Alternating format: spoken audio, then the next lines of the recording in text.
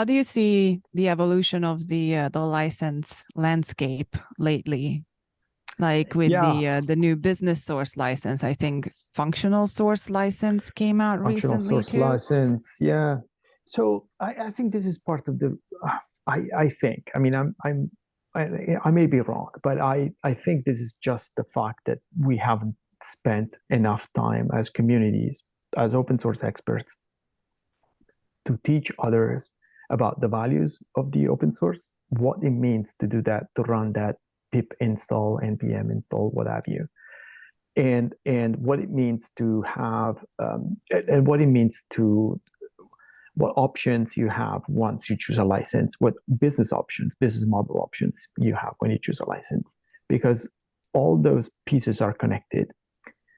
If a lot of these companies, when I see them changing their license and the reasons for their explanations for changing their license, to me is part of that lack of understanding of initially from the beginning, right? The beginning, you know that your product is going to be served as a service. If you put all of your code into GitHub or somewhere public with a license that allows for anyone to pick it up and run their services, of course you will run into free riding issues.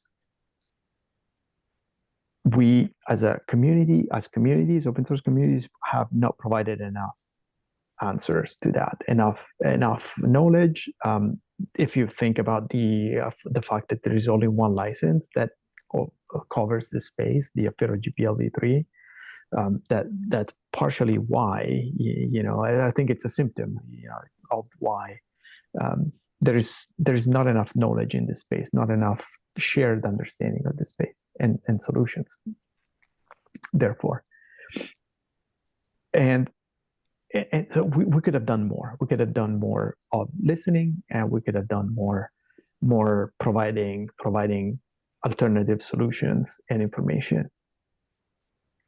I think that there's still space to recover, though. There is still time to recover and to provide more of that. And I would love the OSI to do more into this space, because the part about education is important.